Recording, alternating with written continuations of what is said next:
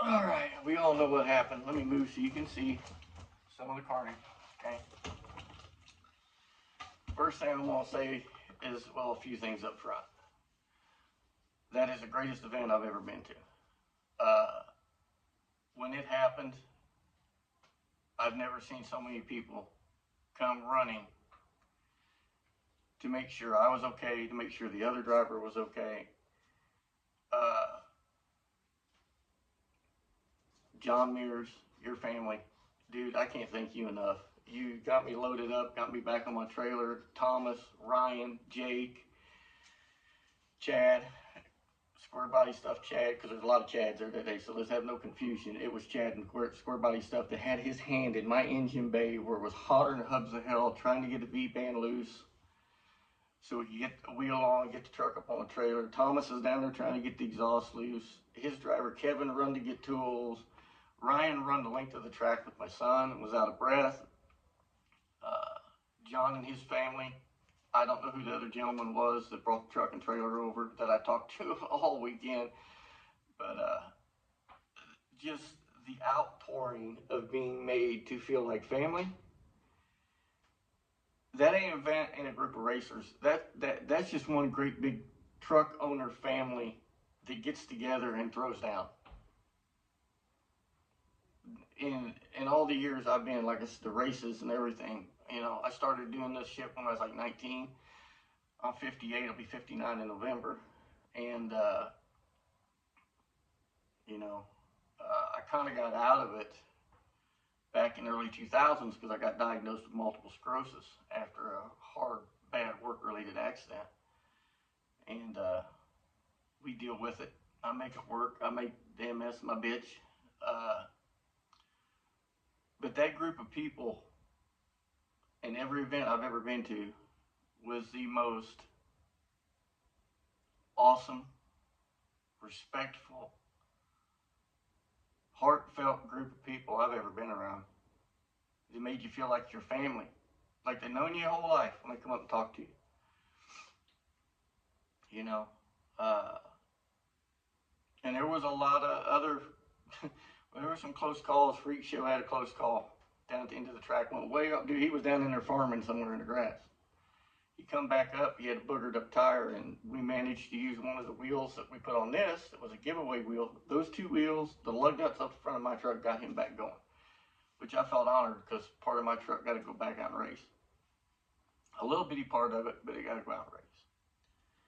You know, and John Mears bringing those wheels to give away, it was a full set of 4. If he wouldn't have brought them, there'd been a lot of heartache went around. Those wheels saved me. They saved Freak Show's day. So thank you to John and his family, John Mears.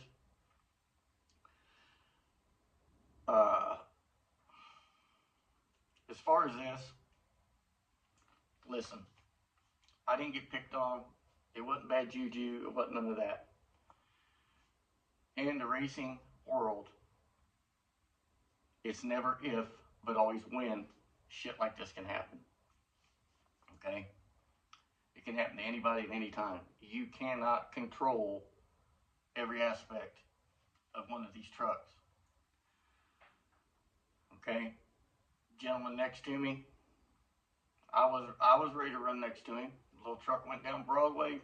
His throttle stuck wide open on a big inch, big block, making a lot of power, people. It's not like you're strapped in, you can reach down and grab the gas pedal and pull it up, people. You don't have that option. All you got your toes and your feet down there and kicking the shit out of it, stomping it, trying to get something to break loose. People say, well, you could have shut it off. At the speeds we were going, even during that test round, it wouldn't have stopped it. But the more I thought about it, as we're going down through there, I would have much rather him run into me than missed me and carried across the track and hit that other barrier on the other side. Like I said, we were going a pretty decent clip. We weren't the fastest passes of the day. We were both trying to get shit dialed in. But if he wouldn't have hit me, he would have gained more speed he would have went all the way across the track and damn near hit the other barrier head on. The impact would have been significant. And I don't know how bad it would have messed him up.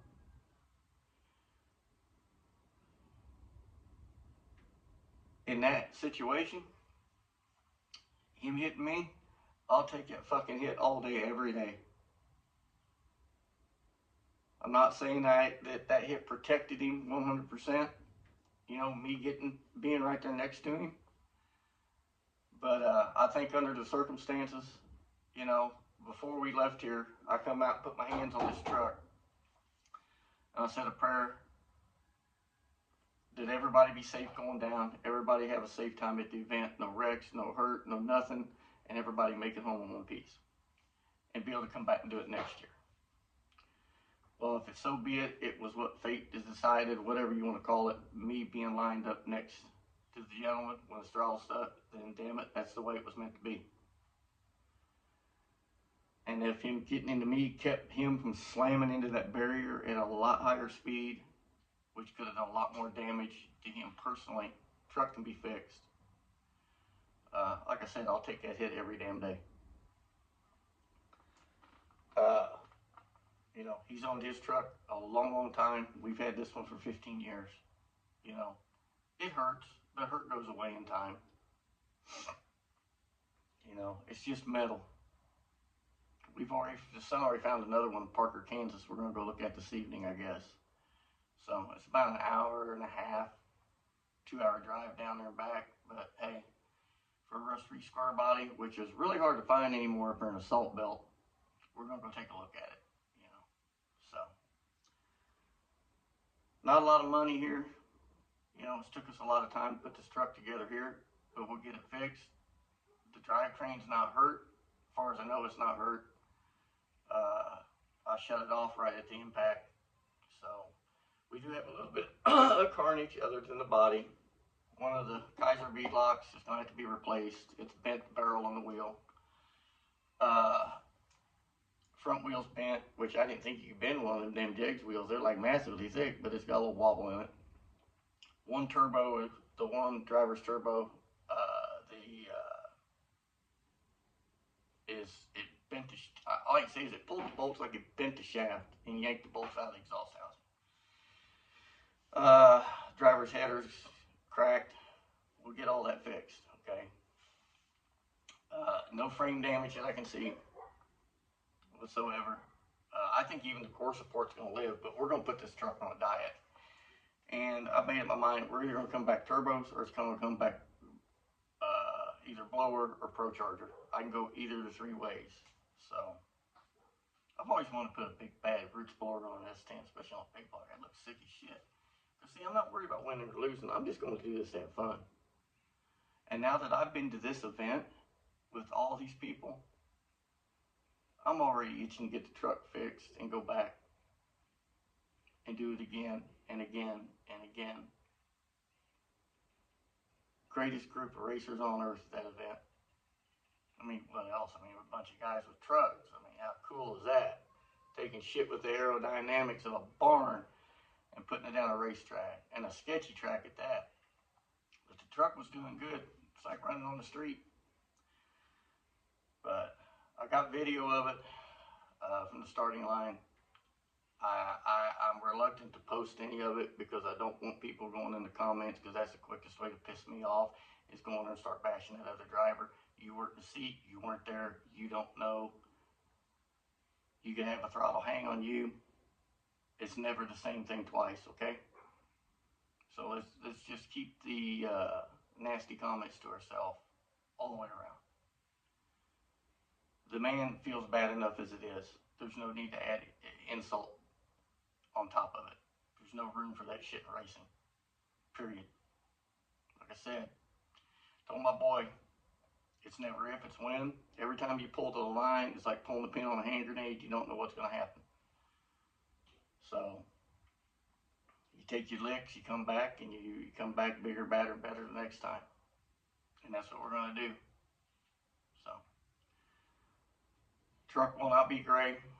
Coming back, I've got a different paint scheme in my head for it. It won't be named Kryptonite no more. That name dies with the truck. grandson come up with a name for it. That's who come up with this name. So that little kryptonite truck took care of me. I feel it kept the other driver out of the wall from a higher impact crash. And, you know, dude, if you watch my channel and you see this, I'm not upset, I'm not mad. When I come up to you and you hug me and had tears in your eyes, I was lost for words other than tell you it's going to be okay. We'll get your shit fixed. I've been in tears 3 or 4 times just sitting there talking to my wife about it, or talking to my boy about it, and he got quite upset, but he learned a lesson on what sportsmanship's all about. And we'll be back next year. And like I said in my posts, I'll line up next to that man all day, every day. I ain't scared. I got the utmost respect for him. He had a lot of power underneath him, and he did what he needed to do. You know, like I said, if my truck kept him out of the wall or making his impact worse, I'll do it over and over and over. And then when Moonshiner hit the wall, you know, Kevin did everything he could to keep that truck out of the wall. There was no fault on his part on that deal, but that almost made me sick. Well, it did make me sick to my stomach, to the point I couldn't even run down there. I just walked down there and wanted to make sure that he was all right, make sure Thomas emotionally was all right. You know, it'd been a lot to go on, you know, and at some point, you know, people might have thought, yeah, me and him were getting picked on today. Nah, we weren't getting picked on. So, karma's a bitch, people will say. Well, we had no bad karma at that event. There was no bad juju at that event. Shit happens. You know? When you ask, you pray for something, okay? Sometimes when you pray for stuff, the prayer that you ask for is not always the one you get. Sometimes you get the one you need, and it may come in different ways, shapes, or forms, or in disguise. I've always been humble. I don't talk shit at the track or anything else. Thomas, we and you do have a race to settle after you said you're going to call me out. We'll take care of that next year, but me and Kevin will get down. And Kevin, don't let that shit bother you, my guy. It happens to everybody. Okay? You just got to come back. Don't be scared. Respect the truck, but don't ever be scared of it. Don't ever be scared of it.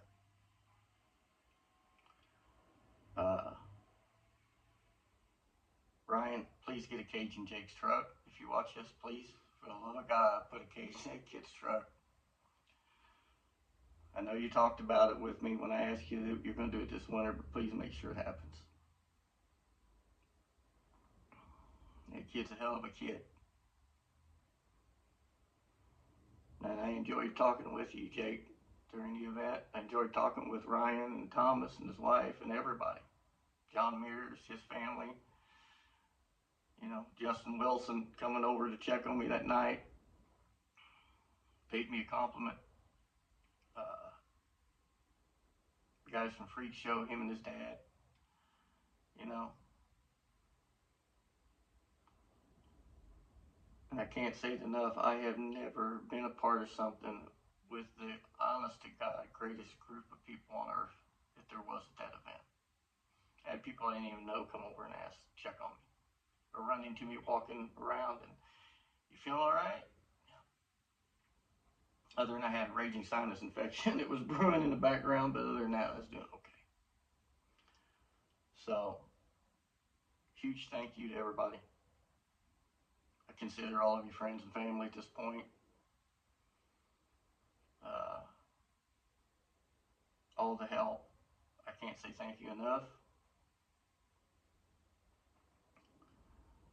We'll come back next year, and we're going to swing for the fences this time. So, we're going to put this truck on a diet. No more 3,820 pound S10 this time. We're going to shoot for 3,000 pound area. So, I've raced them before. I know where to take the weight out of them. So, and it'll still be street legal. So, me and the grandson can still go out and drive around, and my kids, my wife, and all that. So, but we're going to change things up a little bit. Because honestly, I want to put a blower and zoomies on this damn thing so bad. Dude, standing next to the moonshiner, I'm going to say this. I'm going to break away from all this sadness for a minute. I was over on the far side of on the pit side of the track, I guess you'd call it, right where the little set of bleachers were. Moonshiner came up and just doing burnout and backing up. I was probably, 40 feet from it, and the exhaust was hitting me in the face. That truck is one of the rowdiest, most violent things I've ever seen leave a tree on a track. Man, I dig the truck. I have from the first time I seen video of it and started, being part of his channel and him doing stuff for me on my channel, and getting to shake the man's hand when they were setting up down there. I didn't want to bother him, but he turned around and realized who it was and right over and shake my hand. And he had a lot on his plate that weekend, especially after everything had happened with his truck, But I want to thank all of you again from the bottom of my heart, my family, my wife, my kids.